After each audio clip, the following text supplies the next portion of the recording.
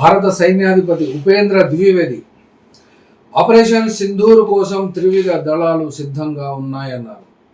ఎందుకు అన్నారు అనే విషయాలకి జోలికెత్తి ప్రస్తుతం పోనవసరం లేకుండానే ఆయన ఏమన్నారు ఒకసారి చూస్తే, చాణక్య డిఫెన్స్ డైలాగ్ మరియు national defence academy passing out పెరేడ్లో మాట్లాడుతూ ఇప్పటి వరకు జరిగింది కేవలం ట్రైలర్ మాత్రమే, పాకిస్తాన్కు గట్టిగా హెచ్చరిక జారీ చేశారు.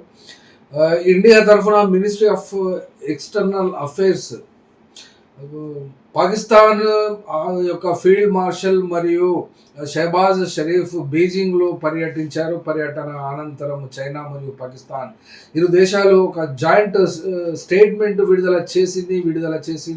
25 మే అయినప్పటికీ కూడా అందులో కూడా ప్రస్తావించినటువంటి అంశము ముఖ్యంగా కాశ్మీర్ మరియు భారతదేశానికి సంబంధించినటువంటి అంశంగా భారతదేశం ఇక్కడ ట్రీట్ చేస్తుంది. కాబట్టి చైనా అధ్యక్షుడు జిన్పింగ్ మరియు ఇతర అగ్ర నేతలతో కలిసి ఆసిమ్ మునీర్ జాయింట్ స్టేట్మెంట్ ఇచ్చారు. అందులో చెప్పినటువంటి అంశాలు దక్షిణాదిలో శాంతి స్థిరత్వాన్ని కాపాడడం ముఖ్యమని పేర్కొంటూనే కాశ్మీర్ గురించి మాట్లాడారు. అందులో కాశ్మీర్ ఒక చారిత్రక వివాదమని, దీనిని యునైటెడ్ నేషన్స్ చార్టర్ మరియు యునైటెడ్ నేషన్స్ సెక్యూరిటీ కౌన్సిల్ తీర్మానాల ప్రకారం శాంతియుతంగా ఆ యొక్క సమస్యను పరిష్కరించాలని డిమాండ్ చేశారు.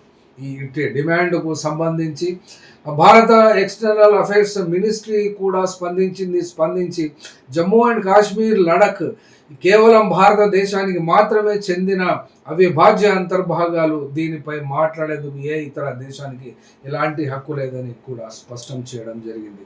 మరొక వైపున పాకిస్తాన్, ఇరాన్ మరియు అమెరికా దేశాల మధ్య శాంతి ఒప్పందం చేయడం కోసం తమ శక్తిని పూర్తి స్థాయిలో వినియోగిస్తూ అటువైపున పని చేస్తూనే ఇటు భారతదేశానికి సంబంధించి చైనాతో తమకున్నటువంటి సిపెక్ ఆ యొక్క మైత్రి బంధాన్ని బలపరుస్తూనే ఇక్కడ భారతదేశానికి సంబంధించినటువంటి ఈ జాయింట్ స్టేట్మెంట్ అందున జిన్పింగ్తో కలిసి ఇవ్వడము అంటే ఇక్కడ ఏమి జరగబోతుంది అనబడేటువంటి అంశం ప్రస్తావనకైతే రాబోతుంది. ఎందుకంటే దేశవ్యాప్తంగా ఇది చర్చకు దారి తీసింది కూడా. ఆపరేషన్ సింధూర్ రెండవసారి ఇది భారత ప్రభుత్వం చేపట్టనున్నదా అనే అనుమానాలకు తావిస్తుంది. ఎందుకనంటే ఒక 3 రోజుల క్రితం 15 కిలోమీటర్ల పరిధిలో గల ఇంటర్నేషనల్ బౌండరీస్ గల రాష్ట్రాలన్నింటిలోనూ ఆ యొక్క నిర్మాణాలను అన్నిటినీ కూడా మొత్తం ధ్వంసం చేయాలని అమిత్ షా హోమ్ మినిస్టర్